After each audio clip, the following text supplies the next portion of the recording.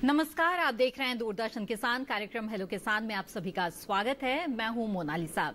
जैसा कि आप सभी जानते हैं, हेलो किसान कार्यक्रम में हम अलग अलग दिन खेती किसानी हो चाहे पशुपालन, इनसे जुड़े हुए महत्वपूर्ण विषयों पर चर्चा करते हैं। साथ ही चूंकि ये फोन इन कार्यक्रम है तो आप भी अपने सवालों के साथ इस कार्यक्रम में जुड़ सकते हैं।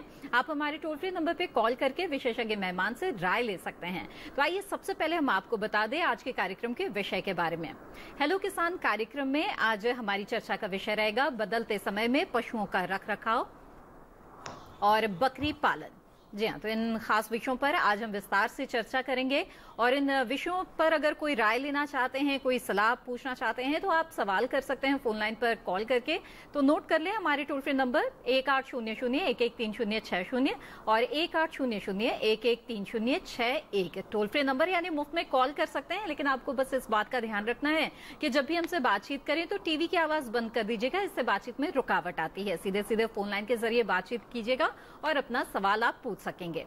और इसके साथ ही हमारे खास मेहमानों का आपसे परिचय करा देते हैं। इस वक्त हमारे साथ मौजूद हैं डॉक्टर अशोक कुमार, जो कि सहायक महानिदेशक हैं पशु स्वास्थ्य भारतीय कृषि अनुसंधान परिषद दिल्ली में। आपका बहुत बहुत स्वागत है इस कार्यक्रम में। साथ ही हमारे दूसरे मेहमान इस वक्त हमारे साथ जुड़े हुए हैं डॉक्टर डीके सिंह, जो कि प्रोफेसर एवं अध्यक्ष हैं एलपीएम वेटनरी कॉलेज कृषि विश्वविद्यालय मेरठ में। आपका भी बहुत बहुत स्वागत। Thank you. तो बातचीत की आइए शुरुआत करते हैं। और जैसे कि बदलते समय में पशुओं के रखरखाव पर आज हम बातचीत करने जा रहे हैं, तो खास तौर पर सर्दी का मौसम आने वाला है, दस्तक दे चुकी है सर्दियां, और ऐसे में जो तापमान है उसमें गिरावट कई जगहों पर देखी जा रही है। तो ऐसी स्थिति में डॉक्टर अशोक हमें बताएं कि जो पशुधन है हमारा, उससे किस तरह से बचाव की आवश्यकता होती है, विशेष देखभाल की आवश्यकता होती है इस बदलते मौसम में। देखिए, मैं किसान भाइयों को बताना चाहूँगा कि अभी बहुत सर्दी शुरू नहीं हुई है। जैसे आपने कहा कि अभी दस्तक दी है सर्दी के मौसम ने, लेकिन बाद में धीरे धीरे सर्दी बढ़ती है और दिसंबर में और जनवरी में काफ़ी सर्दी हो जाती है। तो उस समय हमारे किसान भाइयों को बहुत ध्यान रखना है। एक तो हमें ये ध्यान रखना है कि जो उनके रख रखाव का ध्यान हमें रखना है, पशुओं के आसपास सूखा रहे, ठंडी तेज हवाएं पशुओं पे सीधे ना आए, उस तरीके से उस पर कुछ बोरे या कुछ ऐसे खिड़कियों में उसमें लगा दें।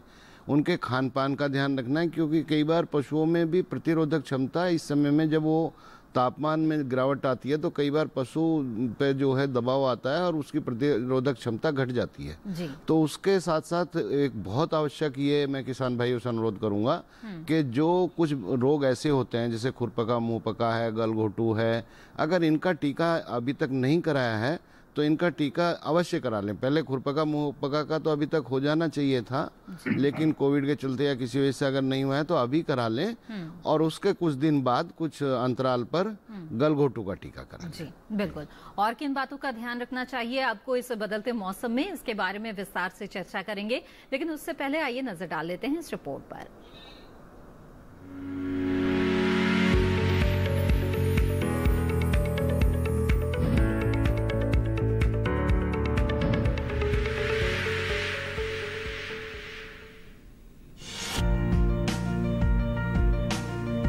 बदलते मौसम में बदलाव का सीधा असर दुधारू पशुओं के स्वास्थ्य और उनके दूध देने की क्षमता पर पड़ता है।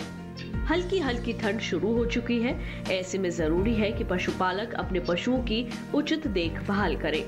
पशुओं में ठंड के कारण रोग प्रतिरोधक क्षमता कम हो जाती है। जिन पशुओं ने अभी जन्म लिया है उन्हें हाइपोथर्मिया, निमोनिया और डायरिया आदि रोग होने की आशंका बढ़ जाती है।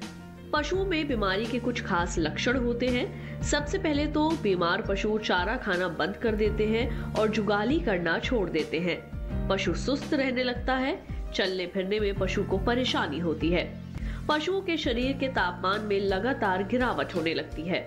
बदलते मौसम में पशुओं में कई तरह के रोग हो जाते हैं, जैसे अफरा रोग।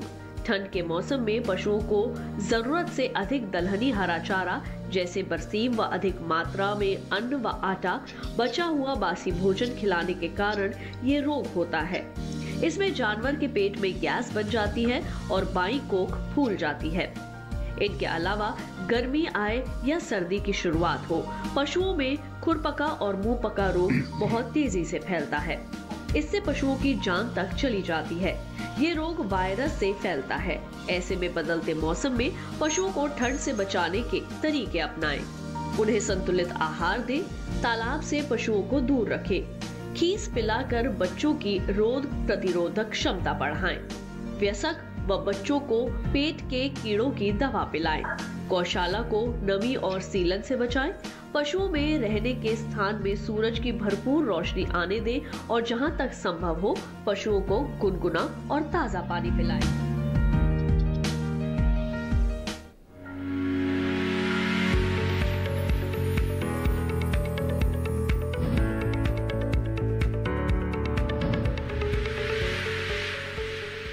जी हाँ, तो देखा आपने कि किस तरह से इस बदलते मौसम में पशुओं में उत्पादकता की कमी ना हो, इसके लिए कुछ बातों का ध्यान रखना बेहद जरूरी है। उनको स्वस्थ रखने के लिए उनकी अच्छी तरह से देखभाल करना जरूरी है। इसके बारे में आगे विस्तार से हम चर्चा करेंगे और रुक करते हैं हमारे अगले मेहमान का। डॉक्टर सिंह, आपसे जानना चाहेंगे, बकरी पालन की हम बात कर रहे हैं तो किसानों के लिए अपनी आमदनी को बढ़ाने का एक बहुत ही अच्छा स्रोत है कि अगर वो जो पशुपालन है उसमें बकरी पालन को अपनाए, तो क्या इसकी महत्ता है और क्यों इसे गरीबों की गाय कहा जाता है? अगर इस पर आप कुछ रोशनी डालना चाहें। जी देखिए, मैं अपने किसान भाइयों को बताना चाहूंगा कि हमारे देश में बकरी को गरीबों की गाय कहा जाता है। महात्मा गांधी जी ने ये स्लोगन दिया था और उन्होंने भी अपने समय में उस समय बकरियां पाली थी। जी। मेन चीज ये है कि हमारे देश में जितना जो छोटे किसान हैं या भूमिहीन कृषक हैं, इसके अलावा सीमांत किसान हैं, उनके लिए इसका बकरी पालन का बहुत ही बड़ा महत्व हो जाता है, क्योंकि इसके बकरी पालन के काम में बहुत ज्यादा इसमें धन की आवश्यकता नहीं होती, बहुत ज्यादा इसमें क्षेत्रफल की आवश्यकता नहीं होती है। तो ऐसे जो गरीब किसान हैं, जो सीमांत किसान हैं, उनके लिए बहुत ही एक महत्वकारी जो है ये व्यवसाय के रूप में माना गया है। इसके कुछ लाभ हैं, जैसे मान लिया, एक तो इसमें कम पूंजी की आवश्यकता होती है, साथ साथ में एक बहुत ज्यादा इसमें जो है आपको क्षेत्रफल या बहुत ऐसे तकनीकी पहलुओं की आवश्यकता भी नहीं होगी। तीसरा अहम चीज ये है कि इसके जो भी उत्पाद हैं, जैसे मान लिया इसका मांस उत्पादन है, खाल उत्पादन है, इसके अलावा इससे रेशा भी हमको मिलता है जो गर्म कपड़े बनाने के लिए। तो इन सारे उत्पादों की जो है वो खपत हमारे लोकल बाजार में, स्थानीय बाजार में आसानी से उपलब्ध हो जाती है। साथ साथ ये है कि थोड़ा सा ये जितने भी जो झाड़ी नुमा जितनी भी फसलें होती हैं या जो क्रॉप रेजिड्यूज जिनको हम बोलते हैं, जो फसलों के अवशेष हैं या इसके अलावा जो कृषि उत्पादों के कुछ अवशेष होते हैं, उनको ये आसानी से बचाकर और एक अच्छी गुणवत्ता वाले जो मांस में परिवर्तित करने की क्षमता इसमें होती है। तो ये इसका बहुत बड़ा तो बहुत सारी खूबियां हैं बकरियों में, और बकरी पालन को व्यावसायिक तौर पर करें अगर किसान, तो उन्हें काफी इससे फायदा हो सकता है। तो किन बातों का ध्यान रखना चाहिए बकरी पालन के दौरान, इसके बारे में विस्तार से आपसे चर्चा करेंगे डॉक्टर सिंह। इस बीच आइए नजर डाल लेते हैं एक रिपोर्ट पर। जी।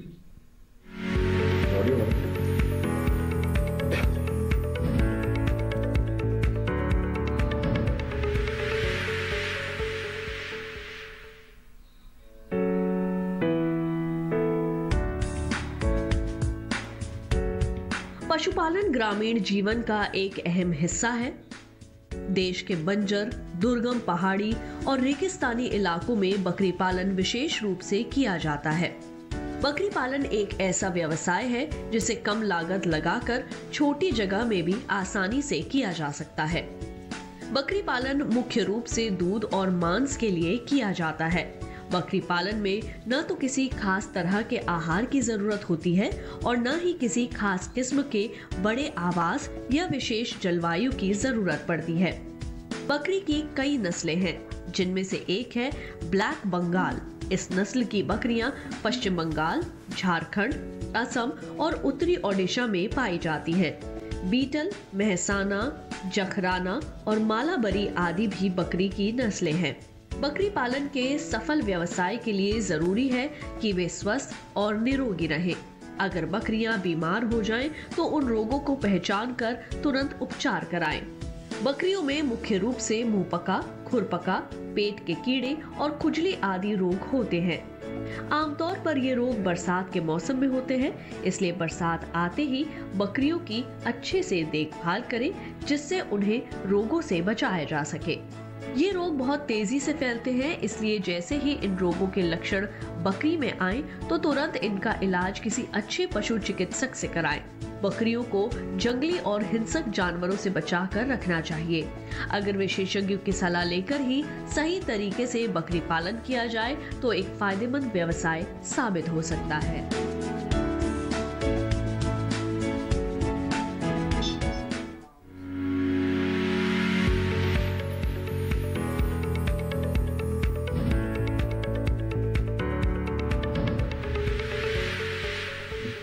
और आगे बढ़ते हैं। बकरी पालन से जुड़ी हुई ये छोटी सी रिपोर्ट आपने देखी।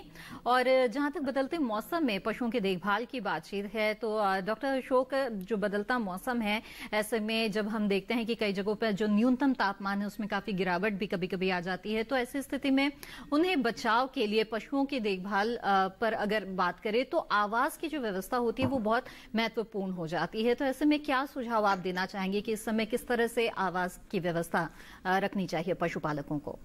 जी देखिए, एक तो हमारे किसान भाइयों को ये ध्यान रखना चाहिए कि जैसे कई बार बहुत हवादार आवास होते हैं जी, तो अगर उस तरीके से है तो खिड़कियों पे जो हमारे घर में बोरे रहते हैं, उस तरीके के टाट रहते हैं, या अगर कुछ नहीं तो जो पुआल रहता है पुआल का वो लगा के वो खिड़कियों को ढक दें ताकि सीधे ठंडी हवा आके पशुओं को ना लगे जी। एक ये भी ध्यान रखें कि जब भी थोड़ा पशुओं को ऐसे भी नहीं है बिल्कुल अंदर ही रखना है, धूप वगैरह निकलती है तो उसको बाहर निकाल लें। और जो है अगर किसी दिन ठीक मौसम है तो उसको थोड़ा, जैसे भैंसें हमारी उनको नहला सकते हैं स्वच्छ पानी से। अब मगर ये ध्यान रखें कि सुबह सुबह के समय ही नहलाएं। और जहाँ पे पशु, कई बार क्या होता है कि जो पशुओं के बाड़े होते हैं वो मूत्र से और गोबर से, मल पदार्थों से थोड़ा ज्यादा गीले हो जाते हैं, तो साफ सफाई का बहुत ध्यान रखें और हमेशा सूखा रहना चाहिए। मतलब पशुओं के नीचे किसान भाइयों को हमारे कोशिश करना चाहिए कि हमेशा सूखा रहे, जहाँ दूध वगैरह दुहें, क्योंकि कई बार क्या होता है कि दूध दोहने के बाद पशु हमारे बैठ जाती हैं, भैंस या गाय, तो थोड़ा ध्यान रखें कि बिल्कुल सूखा और एकदम पशु को ना बैठने दें। क्योंकि जब हमारे किसान भाइयों ने जिसने दूध दुहा है तो कई बार वो थन का थोड़ा वो खुला रहता है, जहाँ दूध निकला है तो एकदम वो बंद नहीं होता है, उसे पूरा बंद होने में थोड़ा टाइम लगता है। और अगर नीचे गीला है और साफ सफाई नहीं है और पशु बैठ जाएगा तो वहां से पशुओं में संक्रमण आने का वो एक स्रोत बन जाता है और वो एक थनैला नाम की बीमारी को जो है बहुत ही मुश्किल पैदा करता है और उसमें पशु का उत्पादन भी काफी कम हो जाता है और कई बार थन भी पूरा खराब हो जाता है। तो ऐसी चीजों का आवास में ध्यान रखें। जी बिल्कुल, इसीलिए सावधानी बरतना जो है इस वक्त ये काफी जरूरी है। और आगे बढ़ते हैं, अगले कॉलर इस वक्त हमारे साथ हैं, उनका यहाँ पे सवाल लेते हैं। पुरुषोत्तम जी इस वक्त हमारे साथ जुड़ गए हैं। जी स्वागत है आपका पुरुषोत्तम जी, पूछिए अपना सवाल।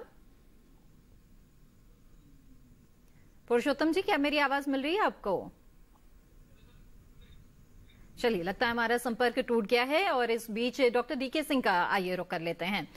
डॉक्टर सिंह, आपने जैसे कि बताया कि जो पशुपालक है वो बकरी पालन कई तरह के उत्पाद प्राप्त करने के लिए कर सकते हैं, सिर्फ मांस ही नहीं है बल्कि खाल और रेशे जो है इनकी भी मांग रहती है। तो ऐसे में किस तरह की जो नस्लें हैं बकरियों की उसका चुनाव किसानों को करना चाहिए? कुछ बेहतर नस्लों के बारे में बताइए। जी देखिए, इसमें मैं अपने किसान भाइयों को बताना चाहूंगा, विशेषकर जो हमारे बकरी पालक हैं, तो जो बकरियों की जो भी नस्लें हैं इनको उनके एक तो जलवायु की परिस्थिति के अनुसार अलग अलग क्षेत्रों के लिए अलग अलग बकरियों की नस्लें जो है वो वैज्ञानिकों द्वारा रिकमेंड की गई हैं। जी। दूसरा ये है कि किसान अगर मान लिया बकरी पालन का काम कर रहे हैं तो उनका उद्देश्य क्या है, दूध उत्पादन के लिए है कि मांस उत्पादन के लिए है ना। तो मेरे विचार से इसमें यह है, अगर मांस उत्पादन के लिए अगर मान लिया बकरी पालन का काम कर रहा है तो इसमें 2-3 नस्लें बेहतर होती हैं। जैसे आपका एक तो जैसे ये ब्लैक बंगाल है जो ये वेस्ट बंगाल वगैरह में पाई जाती है। ब्लैक बंगाल अच्छी नस्ल है, ओस्मानाबादी के नाम से एक ब्रीड आती है, वो बढ़िया है। और कई बार जो है जो बर्बरी नस्ल है उसको भी हालांकि कुछ किसान जो है मांस उत्पादन के लिए पालते हैं। दूसरी बात यह है कि जो डेयरी गोट्स होती हैं जिनको कहते हैं दुधारू नस्लें बकरी की, हालांकि दूध उत्पादन की क्षमता बहुत ज्यादा जो भारतीय नस्लें हैं उनमें बहुत ज्यादा नहीं है। और इसके अलावा कुछ एक्सोटिक ब्रीड्स होती हैं जो विदेशी नस्लें हैं, उनमें काफी हद तक जो है जैसे टोगनबर्ग है, शनन है, अल्पाइन है, न्यूबियन है, एंग्लो न्यूबियन है, ये कुछ ऐसी ब्रीड्स हैं जो विदेशी नस्लें हैं। इनका उत्पादन क्षमता 2 से 2.5-3 लीटर तक हो सकता है। बट हमारे जो देश की जो दुधारू नस्लें हैं वो आधा लीटर, 1.25 लीटर, 1 लीटर ऐसे करके नस्लें होती हैं। जी। जमुनापारी जो ब्रीड है वो अच्छी है, जमुनापारी इसके लिए पाल सकते हैं, दुधारू दूध की नस्ल के लिए। इसके अलावा इसमें जकराना ब्रीड है, इसको भी जो है हम लोग दूध उत्पादन के लिए पालते हैं। सिरोही है, कच्छी है, इसके अलावा जो है नेल्लोर है, और कई सारी ऐसी ब्रीड्स हैं कि जो द्विउद्देशीय हैं, जिनका मांस उत्पादन भी ठीक ठाक होता है और अब जो है ये आपका दूध उत्पादन भी ठीक ठाक होता है। तो ऐसे में ये हमारे किसान भाइयों को सुनिश्चित करना पड़ेगा कि उनका जो बकरी पालन का उद्देश्य है वो क्या है। जी बिल्कुल। आगे बढ़ते हैं। इस वक्त हमारे साथ एक कॉलर जुड़ गए हैं, उनका सवाल ले लेते हैं। पुरुषोत्तम जी मध्य प्रदेश से इस वक्त जुड़े हुए हैं। जी पुरुषोत्तम जी, पूछे अपना सवाल। मैडम नमस्ते। जी नमस्कार।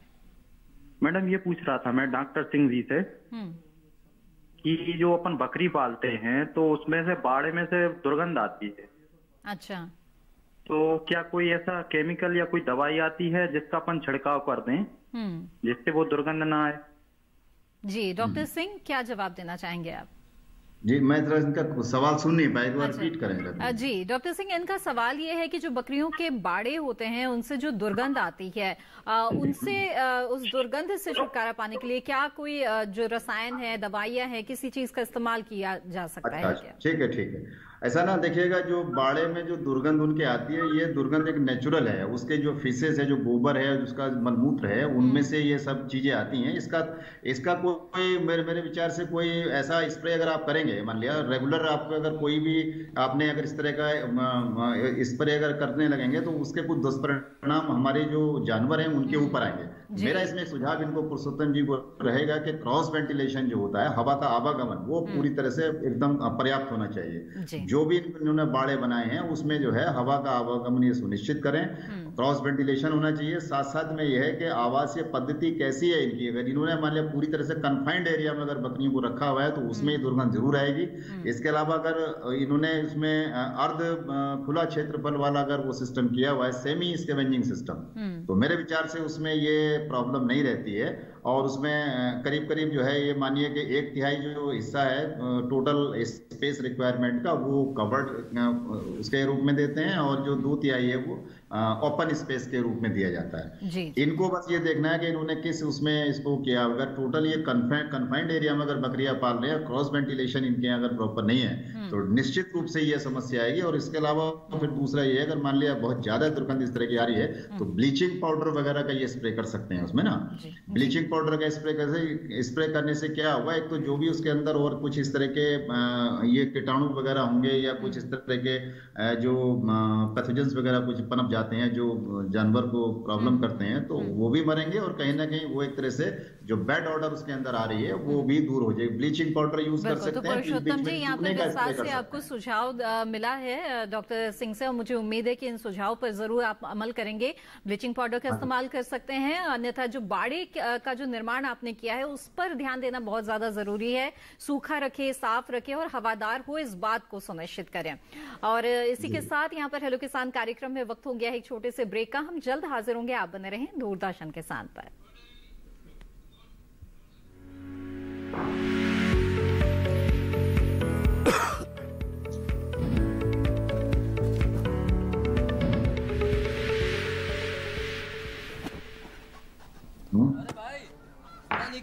क्या करते हैं, हटा देना। अब हमारी आवाज नहीं जा रही है। बोलिए, अभी तो मुझे डीके सिंह सर की आवाज सुनाई दे रही है जो सुनाई नहीं देनी चाहिए थी। तक का कर्ज बिना किसी गारंटी को ले पाएंगे। ब्याज खोरों से भी पीछा छुटा। मैं तो जैविक खेती का पूरा सामान मंगा लिया, केसीसी का भी कोई दबाव नहीं है। ब्याज चुकाने के लिए पूरा 1 साल मिलता है। समय पर भुगतान करने पर केवल 4% के सालाना ब्याज पे लोन मिल गया मुझे। अपना आधार कार्ड, लेटेस्ट फोटो और जमीन के कागजात लेके अप्लाई करो बस। और नामांकन भरने के लिए जेब भी ढीली नहीं करनी पड़ी।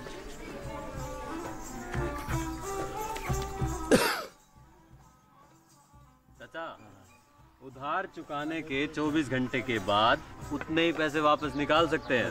केसीसी ने किसानों की जिंदगी वाकई बदल दी है। तो आप भी किसान क्रेडिट कार्ड अपनाएं और सहजता से ऋण पाएं।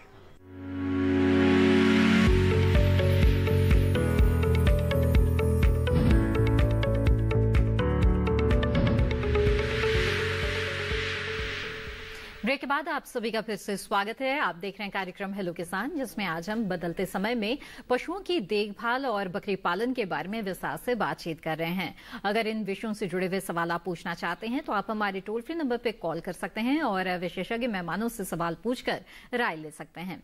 बढ़ते हैं यहाँ पर आगे और बातचीत को आगे बढ़ाते हुए डॉक्टर अशोक आपसे जानना चाहेंगे कि पशुओं का जो स्वास्थ्य है वो बेहतर रहे, ये सीधे सीधे उनके आहार से जुड़ा हुआ है। तो ऐसे में इस समय किस तरह से संतुलित आहार का ध्यान पशुपालकों को रखना चाहिए?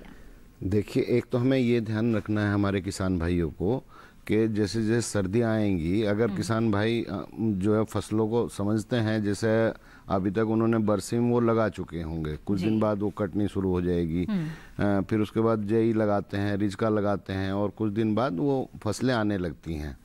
तो एक तो ये ध्यान रखना है कि कभी भी किसी भी फसल को जो चारा किसान भाई पशुओं को दे रहे हैं वो अचानक से ना बदलें। ऐसे ना करें कि आज तक तो हम गन्ने के गोले या कुछ ऐसे खिला रहे थे या सूखा भूसा कोई उसे किसी चीज में मिला के खिला रहे थे और अचानक से हम जो है दूसरी फसल आ गई। और कई बार क्या होता है कि उत्पादन अच्छा होता है और किसान भाई को लगता है भाई अभी तो बरसम बहुत अच्छी है, बरसम तो बहुत पौष्टिक मानी जाती है पशुओं के लिए, तो हम बरसम ज़्यादा खिला दें। मगर उससे क्या होगा, जैसे उसमें बरसम अगर एकदम से ज़्यादा खिला देंगे तो पशु में अफारा आ जाएगा, गैस बनेगी बुरी तरीके से, पेट फूल जाएगा और वो पेट इतना फूल जाता है, इतनी गैस बनती है, कई बार जो है पशुओं के दिल पे भी उसका दबाव आता है। तो अगर सावधानी ना बरती जाए तो पशुओं की मौत भी हो सकती है उसमें। तो चारे का एकदम बदलाव ना करें, संतुलित आहार दें। और सर्दियों में थोड़ा ये भी ध्यान रखें कि संतुलित आहार में जैसे आपका सूखा चारा आएगा, हम कह सकते हैं कि 4 से 5 किलो किसान भाई सूखा चारा एक स्वस्थ वयस्क पशु को, फिर हरा चारा आएगा, कितना बड़ा पशु है क्या है उस हिसाब से 15 से 20 किलो जो है हम वो रख सकते हैं। मिनरल मिक्सचर जो है वो जरूर दें पशुओं को, और जो है थोड़ा नमक भी अवश्य दें, 20 से 25 ग्राम नमक प्रतिदिन पशुओं को दिया जा सकता है। जो मिनरल मिक्सचर है उसी के साथ जो है ये सब चीज़ें अगर संतुलित आहार देंगे तो काफ़ी सारे रोगों से बचे रहेंगे और उत्पादन क्षमता भी बनी रहेगी। बिल्कुल। आइए इस वक्त आगे बढ़ते हैं और एक कॉलर इस वक्त हमारे साथ जुड़ गए हैं, उनका सवाल यहाँ लेते हैं। रामसरन जी हमीरपुर उत्तर प्रदेश से इस वक्त हमारे साथ हैं। जी, रामसनेही जी इस वक्त हमारे साथ है। जी नमस्कार, स्वागत है आपका। रामसनेही जी पूछिए अपना सवाल। सर नमस्कार जी। मैं सर ये पूछ रहा था कि बकरियों में जो रुर हो जाती है उसके बारे में जानकारी चाहिए थी। जी डॉक्टर अशोक, अगर आप समझ पाए हो क्या समस्या आ रही है बकरियों में? रुर कहते हैं इसको। रामसनेही जी क्या दिक्कत आ रही है बकरियों के स्वास्थ्य में? बकरियों में जी ये रोग होती है एक जुए टाइप की, जैसे जुए के दाने निकलते हैं सफेद है परजीवी। जो बाह्य परजीवी आप बता रहे हैं, जो बाह्य परजीवी जो जुए तरीके की हो जाती हैं उसका क्या उपाय है? देखिए बकरियां कमजोर पड़ जाती हैं। हाँ जी, हम समझ गए आपकी बात। आप थोड़ा ध्यान दीजिए, वो कई बार इसे बकरियों में भी और बाकी पशुओं में भी इस तरीके की समस्याएं बढ़ती हैं और उसके लिए डिपिंग वो बकरियों में एक अच्छा साधन है कि अगर डिपिंग कराई जाए दवाई डाल के तो उससे, मगर उसमें यही ध्यान रखना होता है कि सुबह के समय कराई जाए, बीमार बकरियों को जो बहुत बीमार हो उनको ना कराई जाए और बाद में उसको थोड़ा सूखे में रखा जाए। जी। और पशुओं में मैं सभी किसान भाइयों को बताना चाहूंगा, ये तो उनके बारे में था, बाकी डॉक्टर सिंह भी इसमें बाद में बता सकते हैं कि जो पशुओं में इस तरीके की जो जैसे बड़े जानवरों में भी किलनी हो जाती है, चीचड़ी बोलते हैं नॉर्थ इंडिया में, जो है चीचड़ी करके बोलते हैं, तो उस तरीके के जो ये होते हैं इन पे किसान भाइयों को बहुत ध्यान देना चाहिए, क्योंकि ये कई सारी बीमारियां भी, एक तो ये पशु वैसे ही परेशान रहेगा उसको होगा तो वो कई सारी बीमारियां भी पशु में ला सकता है। तो इसके लिए दवाई भी आती है जैसे आइवरमेक्टिन की तरीके की, वो पशु चिकित्सक की सलाह से वो भी ले सकते हैं। बिल्कुल। डॉक्टर सिंह आप भी कोई सुझाव यहाँ पर देना चाहेंगे रामसनेही जी को? निकल गया ना डॉक्टर सिंह, मेरी आवाज मिल रही है आपको? हाँ जी, मैं बताता हूँ जी। एक्चुअली क्या है ना कि ये बाह्य परजीवी के बारे में बात कर रहे हैं, तो मेरा इनको कहना इसमें ये है कि बाह्य परजीवी बहुत सारे होते हैं हमारे जानवरों में जो लगते हैं उनको, और वो उनके शरीर में स्किन के अंदर, खाल के अंदर जाके उसका खून चूसते रहते हैं, और फाइनली फिर क्या है कि जानवर में एलर्जी की समस्या हो जाती है, फिर वो कई बार उसका खाना पीना भी कम कर देता है, और फाइनली क्या है कि उसका उत्पादन क्षमता वो घट जाती है। जी जी।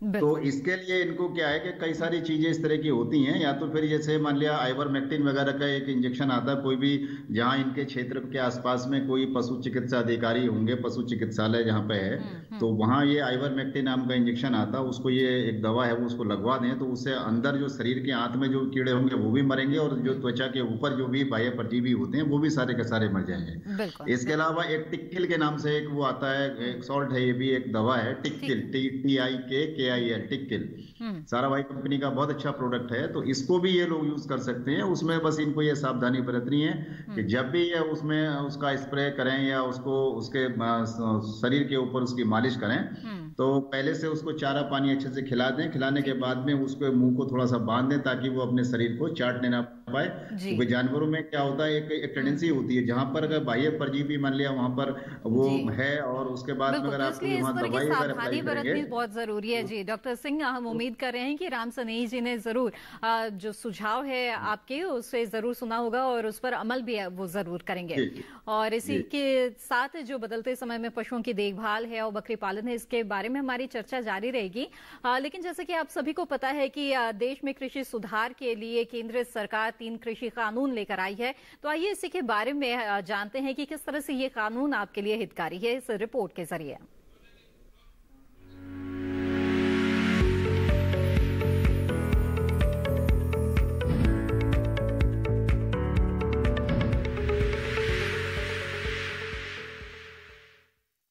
कृषि और किसान सरकार की प्राथमिकताओं में रहे हैं। सरकार ने पिछले 6 वर्षों में किसान और कृषि के लिए कई अहम कदम उठाए हैं।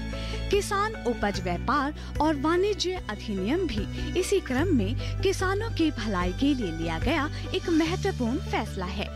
इस अधिनियम के माध्यम से अब किसानों को कानूनी बंधनों से आजादी मिलेगी।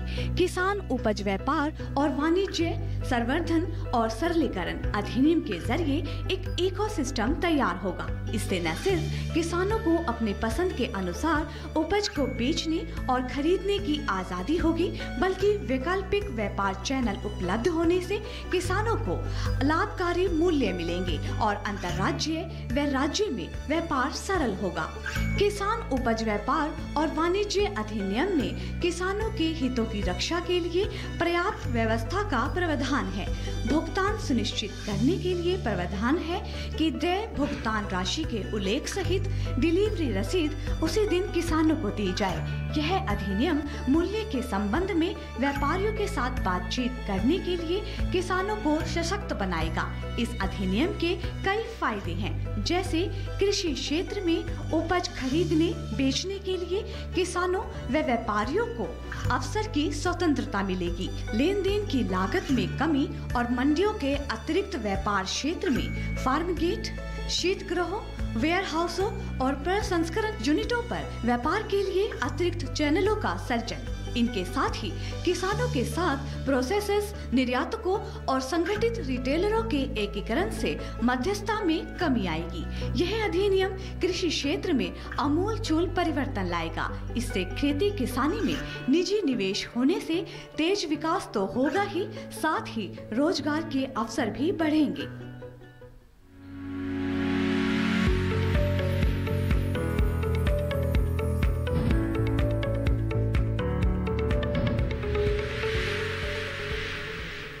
जी हाँ, तो इस रिपोर्ट के जरिए आपने जाना कि किस तरह से ये जो 3 नए कृषि कानून बनाए गए हैं ये आपके लिए बेहद ही फायदेमंद साबित होने जा रहे हैं। और जो देश है वो एक देश एक बाजार की ओर अब तेजी से आगे बढ़ेगा और किसानों की आमदनी में भी इससे काफी इजाफा होने की संभावना है।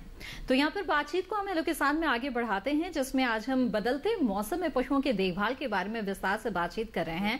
और कार्यक्रम की शुरुआत में ही डॉक्टर अशोक आपने बताया कि किस तरह से अब तक कुछ पशुपालक तो टीकाकरण करा चुके होंगे पशुओं के, लेकिन जिन्होंने नहीं कराया है उन्हें कराना चाहिए। तो इसकी क्या जरूरत है, क्यों आवश्यक है, किस तरह की जो बीमारियां है इससे बचाव हो जाता है पशुओं का, इसके बारे में आपसे हम विस्तार से समझना चाहेंगे। देखिए, कभी भी बीमारी पहले हो और उसको फिर बाद में उसका इलाज करें, उससे अच्छा हमेशा कहते हैं कि रोकथाम हमेशा भली रहती है जी। और जो ये बीमारियां जो शुरू में मैंने नाम लिए थे, मैं फिर से किसान भाइयों को बता पाऊंगा। खुरपका मुंहपका के लिए तो भारत सरकार की ओर से पूरा एक कार्यक्रम चलाया जा रहा है, जो है वो खुरपका मुंहपका और एक ब्रूसेलोसिस एक रोग होता है, दो के लिए भारत सरकार द्वारा बहुत ही जोर दिया जा रहा है। और जो हमारा ये भारतीय पशु अनुसंधान ये परिषद है, ये भी उसमें काफ़ी टेक्निकल सपोर्ट जो है वो उस तरीके से हो रहा है और उसका टीका हमारे देश में उपलब्ध है जी। जो है भारतीय कृषि अनुसंधान परिषद के संस्थान की सहायता से उसमें टीका वगैरह सब उपलब्ध है और वो भारत सरकार की ओर से उपलब्ध है, तो वो टीका जरूर लगवाएं। उससे क्या होगा कि टीका लगवाने से वो रोग होने से पहले ही बच जाएगा पशु। अगर एक बार रोग हो गया तो पशु का एक तो उत्पादन कम हो जाएगा, एक पशु पुराना स्वास्थ्य प्राप्त उतना नहीं कर पाएगा और किसान भाइयों को और देश को उसमें इकोनॉमिक हानि होती है। तो खुरपका मुंहपका का टीका जरूर लगवाएं। एक बात और किसान भाई ध्यान रखें, अभी हम कीड़ों की बात कर रहे थे कि कीड़े अगर पेट में या बाहर में हैं पशुओं के तो उससे उसकी प्रतिरोधक क्षमता कम होती है। तो जब किसान भाई टीका लगवाते हैं तो टीका लगवाने के समय भी इस तरीके से अगर प्रतिरोधक क्षमता कम रहेगी तो टीके का उतना असर नहीं हो पाता है जितना होना चाहिए किसी रोग से पशुओं को लड़ने के लिए। तो उसमें जो है जब भी टीकाकरण कराने का पशु का कार्यक्रम बनाए उससे लगभग 15 दिन 2 से 3 सप्ताह पहले एक कीड़े की दवाई जो है पशुओं को अवश्य खिला दें किसान भाई। एक ये भी ध्यान रखें कि जो 2 टीका अगर मान लिया खुरपका मुंहपका का कराना है और इसका गलघोटू का कराना है तो उनके बीच में अंतराल रखें। ऐसा ना करें कि आज खुरपका मुंहपका का कराया, साथ में गलघोटू का करा दिया या कल करा दिया। उसमें एक जो है जैसे अभी मान लिया अक्टूबर में ये कराया तो उसको नवंबर में उस तरीके से थोड़ा वो करके, ताकि पशु पे कोई इस तरीके से बहुत ज्यादा दबाव भी हमें नहीं, योजनाबद्ध तरीके से पशुपालकों को चलना चाहिए। आइए आगे बढ़ते हैं। अगले कॉलर इस बीच हमारे साथ जुड़ गए हैं गुना मध्य प्रदेश से अरुण जी। अरुण जी, स्वागत है आपका, पूछिए अपना सवाल। अरुण जी, मेरी आवाज मिल रही है आपको? हेलो जी अरुण जी, हम सुन रहे हैं आपको, आप अपना सवाल पूछ सकते हैं। मैम, हमारा सवाल है पशु का। हाँ मैम, मेरा सवाल है मेरा पशु का दूध कैसे बढ़ाए? दूध कैसे बढ़ाए? दुग्ध उत्पादन आप बढ़ाना चाहते हैं जी।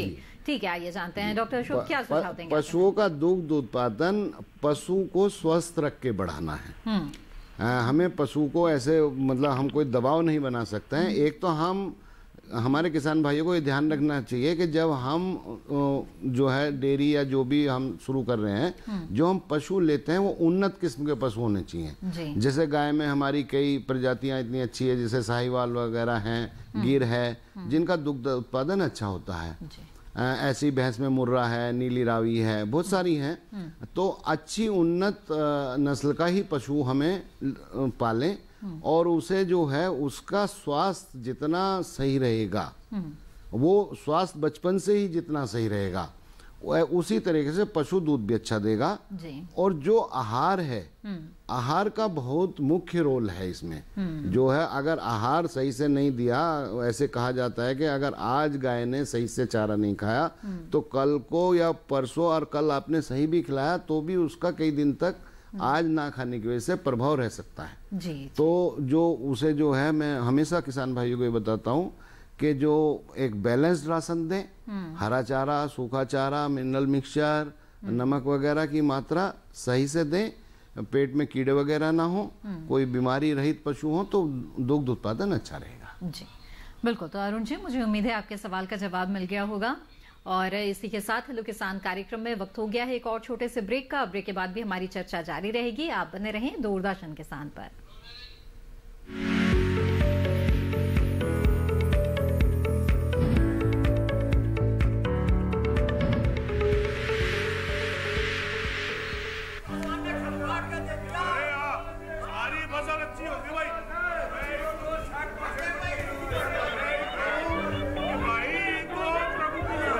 और अब एक जरूरी सूचना, देश के कुछ राज्यों में किसानों द्वारा बड़े पैमाने पर पराली जलाने से आसमान में धुंध छा गई है। लाखों लोगों को सांस लेने में तकलीफ हो रही है।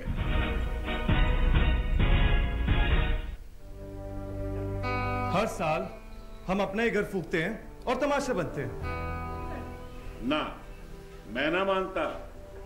ये काम तो बरसों से होता आ रहा है, अब ऐसा क्या नया आ गया? जे देख लो हमारे रतन काका, पिछले साल की पराली जलाने से जो इनकी खांसी उठी थी, जे अब तक चल रही है। और तो और हमारे सोना उगलने वाली धरती भी बंजर पड़ रही है। बेटा, तुम्हारी बात मान भी ले, पर एक बात बताओ कि पराली को ठिकाने लगाने में भी तो लागत आती है, और ये आग जलाने से ये काम आसानी से हो जाता है। काका जे बात ना रहे, हम कह रहे हैं। देखो, मेरे पास कुछ मशीनों की तस्वीरें भी हैं, मैं तुम्हें दिखाता हूं। ये देखो, ये है हैप्पी सीडर, ये है मल्चर, ये है जीरो टिल ड्रिल, ये है स्ट्रॉ चॉपर, ये है रिवर्सिबल मोल्ड बोर्ड प्लॉ, और ये है रोटावेटर। ये सारी मशीनें अब 50% अनुदान पे मिल रही है, और तो और कस्टम हायरिंग केंद्र लगाने पर सरकार से 80% का अनुदान भी मिलेगा। और यह संकल्प हमारे प्रधानमंत्री जी का है कि अब पराली कोई न जलाए और आधुनिक मशीनों का इस्तेमाल कर पराली खेत में मिलाएं और मिट्टी की गुणवत्ता को बढ़ाएं।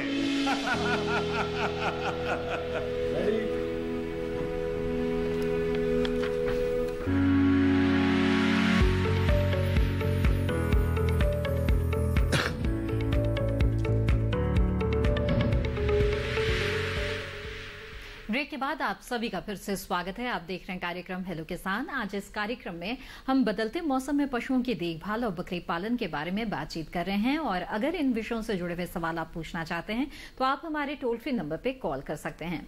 बातचीत को यहाँ पर आगे बढ़ाते हैं, और डॉक्टर सिंह, आपसे मैं जानना चाहूंगी कि यूं तो जो बकरी पालन है वो कम लागत में पशुपालक शुरू कर सकते हैं, लेकिन अगर इसे एक बड़ा व्यावसायिक रूप देना हो तो जाहिर तौर पर पूंजी की आवश्यकता होती है। ऐसे में जिन किसानों को ऋण की जरूरत है, तो बकरी पालन के लिए ऋण की क्या व्यवस्था है?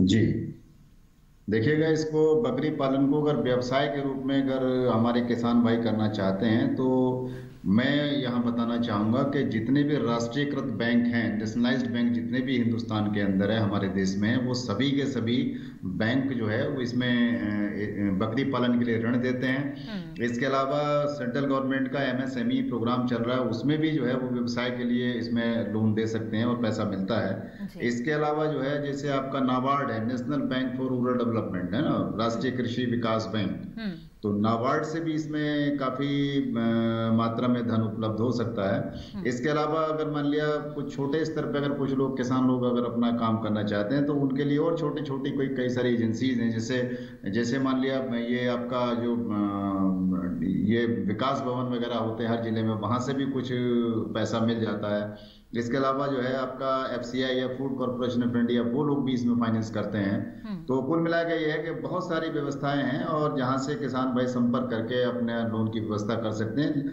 लेकिन मेन इसमें है कि जो राष्ट्रीयकृत बैंक जितने भी हैं, नेशनलाइज्ड बैंक, SBI है, PNB है, सभी को RBI के स्टैंडिंग ऑर्डर्स में दिए हुए हैं कि भाई आप जो है बकरी पालन के लिए आप लोन दीजिए।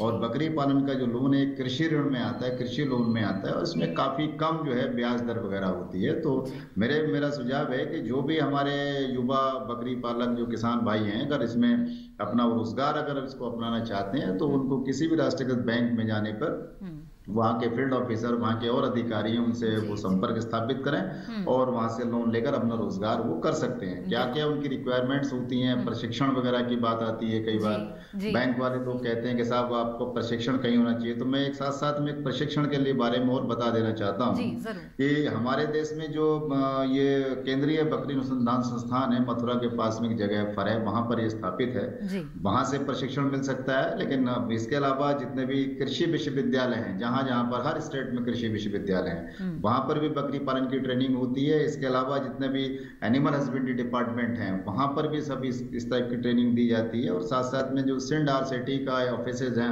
हर उसमें जिले में जो है केंद्र सरकार ने एक RCT का एक ऑफिस बनाया हुआ है।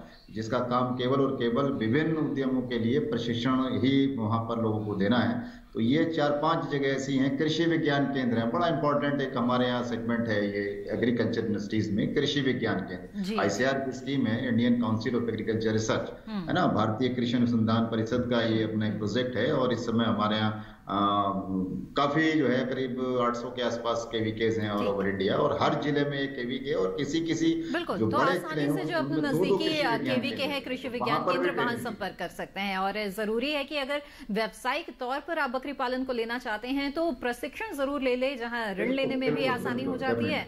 बिल्कुल, कई पहलुओं की जानकारी भी हो जाती है। बहरहाल आगे बढ़ते हैं, अगले कॉलर इस वक्त हमारे साथ जुड़ गए हैं, सूरज जी गया बिहार से। आइए उनसे बात करते हैं। जी नमस्कार, स्वागत है आपका सूरज जी, पूछिए अपना सवाल। सूरज जी, मेरी आवाज मिल रही है आपको? हेलो जी, नमस्कार मैम। जी नमस्कार। सूरज जी, मेरी आवाज मिल रही है आपको? Yes ma'am. जी टीवी की आवाज बंद कर दीजिए, फोन के जरिए ही बातचीत करें। जी जी जी नमस्कार। पूछिए, सवाल पूछिए। मैं बोल रहा हूँ, मेरे पास एक गाय है। ठीक है, टीवी की आवाज बंद कर दीजिए सूरज जी, बातचीत में देरी हो रही है इससे। मैम मेरे पास एक गाय है, उसको मैं बयान एक बच्चा दिया, उसने फेनुस 4 kg किया।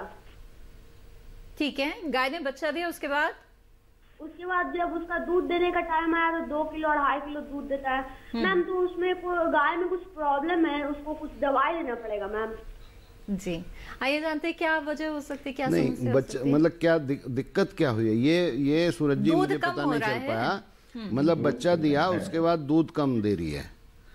देखिए, एक तो आप ये देखिए कि आपकी गाय कौन सी नस्ल की है। अगर कुछ नस्ल की गाय कम, मैं बाछी लाया था तो वो साहिवाल बोल के लाया था। साहिवाल बोल के लाए थे और उसने पहली बार बच्चा दिया, तो उसमें आपको यही ध्यान रखना पड़ेगा कि उसके खाने पीने का और उसका आहार का ध्यान रखना पड़ेगा। जी सर, मैं उसको 1 टब कुट्टी देता हूँ और 1 बाल्टी चोकर और खर्री। हाँ, तो जो है जैसे जैसे आप उसका खान पान का ध्यान रखेंगे तो अगली बार जब गाय बच्चा देगी तब इससे ज्यादा दूध देगी। अगर गाय स्वस्थ है, अगर वो साहिवाल है वास्तव में, और साहिवाल का दूध अच्छा जाता है, जो विभिन्न प्रजातियां गाय की हैं, हमारी जो विभिन्न नस्लें हैं, तो उस हिसाब से साहिवाल का दूध अच्छा आना चाहिए। अभी वास्तव में उस हिसाब से, जिस हिसाब से सूरज जी बता रहे हैं, दूध कम है, मगर दूध को संतुलित आहार से ही बढ़ाने की कोशिश करें।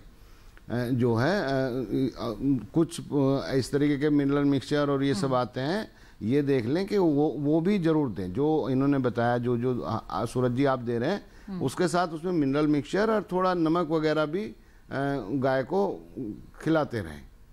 जी बिल्कुल, तो मुझे उम्मीद है कि इन सुझाव पर जरूर अमल कीजिएगा। खान पान अच्छा रहेगा पशु का, तो जो दूध देने की क्षमता है उसमें भी वृद्धि होगी, वो भी अच्छा रहेगा। और बातचीत को यहाँ पर आगे बढ़ाते हुए डॉक्टर अशोक, कई तरह की स्वास्थ्य समस्याओं की हमने बात की जो इस बदलते मौसम में हो सकती है, जिसमें खुरपका, मुंहपका और थनैला जैसी बीमारियों का भी आपने जिक्र किया। गलघोंटू एक और स्वास्थ्य से जुड़ी हुई समस्या है और काफी गंभीर रूप ये ले सकती है। मैं चाहूंगी कि इसके बारे में भी हमारे पशुपालकों को आप सतर्क करें।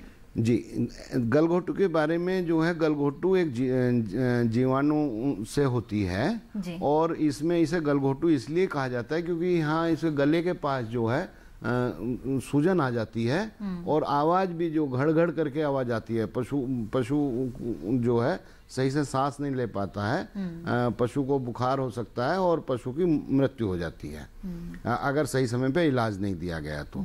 लेकिन इसमें भी इलाज देने से पहले अगर पशुओं का वैसे ही बचाव कर लें टीकाकरण करा के, तो वो ज्यादा अच्छा है। टीका हमारे यहाँ उपलब्ध है, हमारे देश में लगभग सभी प्रदेशों में आराम से उपलब्ध है, तो इसका टीका जरूर लगवाएं। जी बिल्कुल। इसके साथ ही इस बदलते मौसम में और क्या स्वास्थ्य से जुड़ी समस्याएं हो सकती है और कौन सी बीमारियां हो सकती हैं? देखिए, एक तो धीरे धीरे जब सर्दियां बढ़ेंगी तो ठंड लगने का जो हम लोग बोलते हैं, जैसे श्वास संबंधित रोग हो सकते हैं, उनका ध्यान रखना है। ठंड नहीं लगने देनी है कि सर्दियों में जो है पशु को झूल वगैरह या कपड़े का कुछ ऐसे बना के, गांव में झूल उसको बहुत जगह बोला जाता है, या उस तरीके का उसको उड़ा दें। तो जब ठंड का समय हो, शाम को जब पशु को आप अंदर ले जा रहे हैं बांधने के लिए, तब और उसके अलावा जो है जो दस्त लगने की बीमारियां भी जो है विशेषतः बच्चों में दस्त लगने की समस्याएं बहुत रहती हैं। और जैसे मनुष्यों में बच्चों को का वो रहता है, ऐसे ही पशुओं में भी रहता है। तो पशुओं के बच्चों का भी जो भी हमारे बछड़े बछड़ियाँ ये हैं उनका उसी तरीके से ध्यान रखना होता है। कीड़ों की दवाई अवश्य उनको दें। जी बिल्कुल। तो इस मौसम में जो छोटे पशु हैं उनके स्वास्थ्य का भी ध्यान रखना बेहद ही जरूरी है। और इसी के साथ यहाँ पर हेलो किसान कार्यक्रम में हम रुकेंगे एक छोटे से ब्रेक के लिए। जल्द हाजिर होंगे, आप बने रहें दूरदर्शन किसान पर।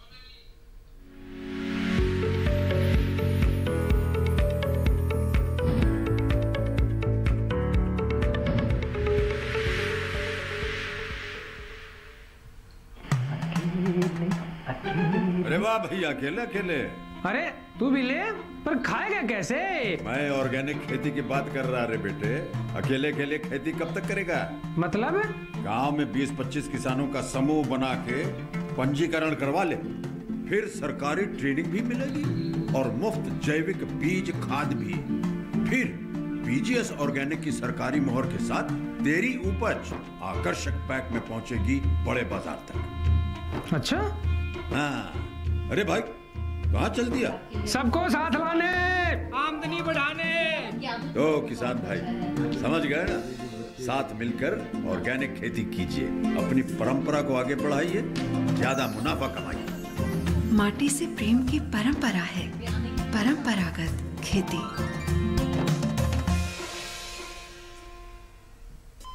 अरे सुन तो।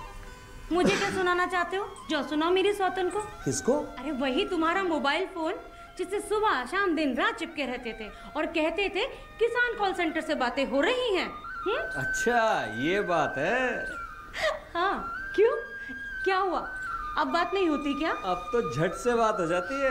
ऐसा क्या? हाँ, अब तो ज्यादा लाइनें और खास तकनीक के कारण खेती के माहिरों से तुरंत बात हो जाती है। और अगर कभी लाइन व्यस्त हो तो अपनी समस्या फोन पर रिकॉर्ड करा दो, वहाँ से फोन आ जाता है और समस्या की हल का मैसेज भी आ जाता है।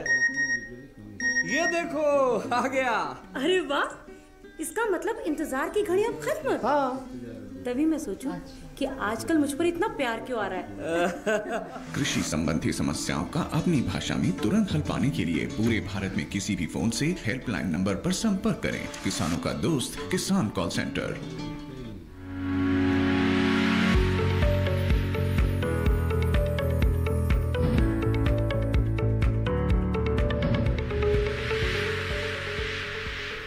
ब्रेक के बाद आप सभी का फिर से स्वागत है कार्यक्रम हेलो किसान में, जिसमें आज हम बदलते मौसम में पशुओं की देखभाल और बकरी पालन के बारे में बातचीत कर रहे हैं। अगर आप कोई सवाल पूछना चाहते हैं तो आप हमारे टोल फ्री नंबर पे कॉल कर सकते हैं। इस वक्त हमारे साथ एक कॉलर हैं, तो आइए उनसे बात करते हैं। डॉक्टर अंबिका प्रसाद इस वक्त बस्ती उत्तर प्रदेश से हमारे साथ जुड़ गए हैं। जी डॉक्टर प्रसाद, स्वागत है आपका, पूछिए अपना सवाल।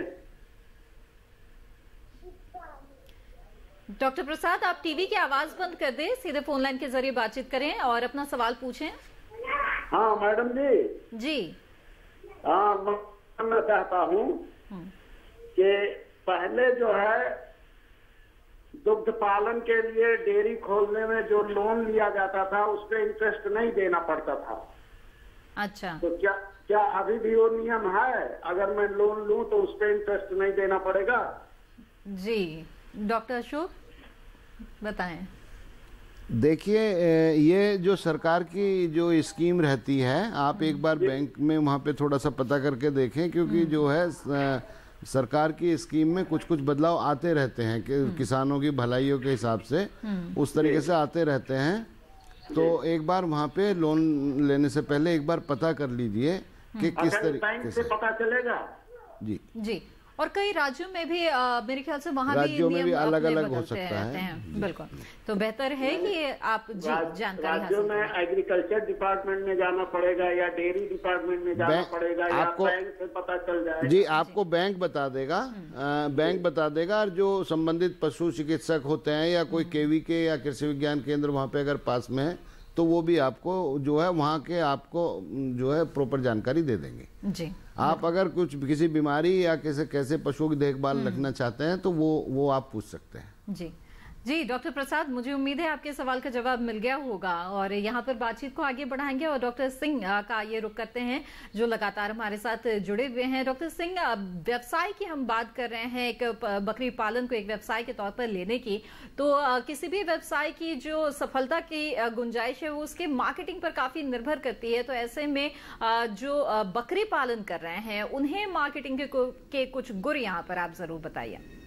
जी जी, देखिएगा, मैं अपने किसान भाइयों को बताना चाहूँगा इस चैनल के माध्यम से कि हमारे देश में बकरी पालन की अपार संभावनाएं हैं और बकरी पालन के जो उत्पाद हैं, जैसे मान लिया मैंने पहले भी आपको बताया, मेन जो इसका मुख्य जो उत्पाद है वो है आपका मांस उत्पादन के लिए बकरी पालन का काम किया जाता है। जी।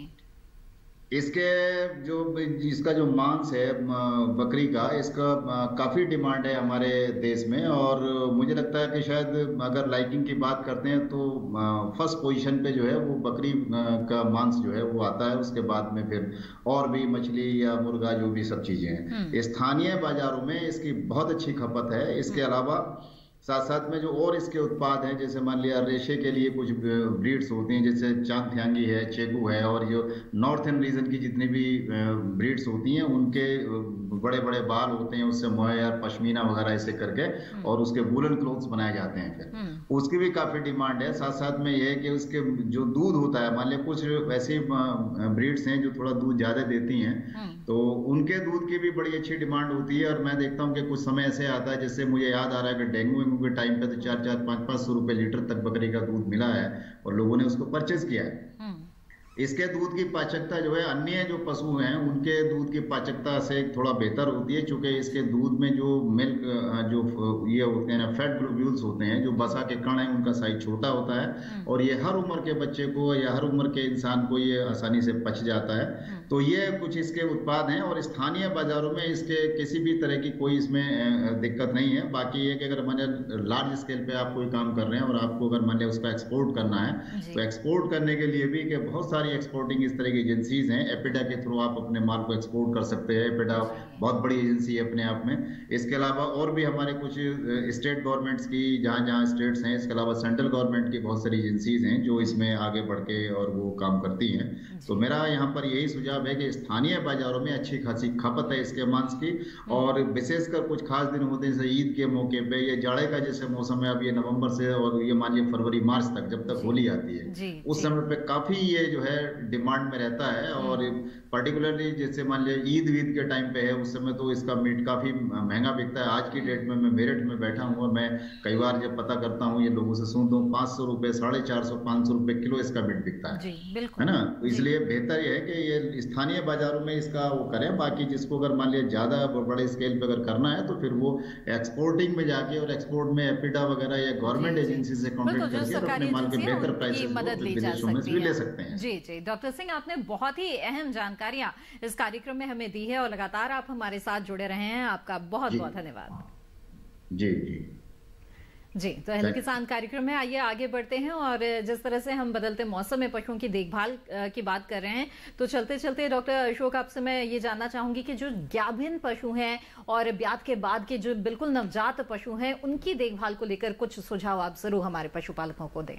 जी देखिए, उसमें ये ध्यान रखना है तो जो गाभिन पशु है, जब वो अगर मान लिया 7वां 8वां महीना अगर चल रहा है तो उसके बाद ये ध्यान रखें कि उसे बाकी पशुओं से थोड़ा अलग रखें। अगर हम बाहर पशु को ले जाते हैं चराने वगैरह के लिए तो समतल जमीन होना चाहिए। ऊंचे नीचे में हमें अपनी गाय या भैंस को ऐसे में नहीं ले जाना चाहिए। ये भी ध्यान रखें कि दूसरे पशु से किससे झगड़ा ना हो। अधिकतर हम आखिर में आके कोई टीका पशुओं को 8वें महीने में 7वें महीने में नहीं लगाते हैं। उस तरीके का प्रावधान रहा है, उससे पहले ही लगाते हैं।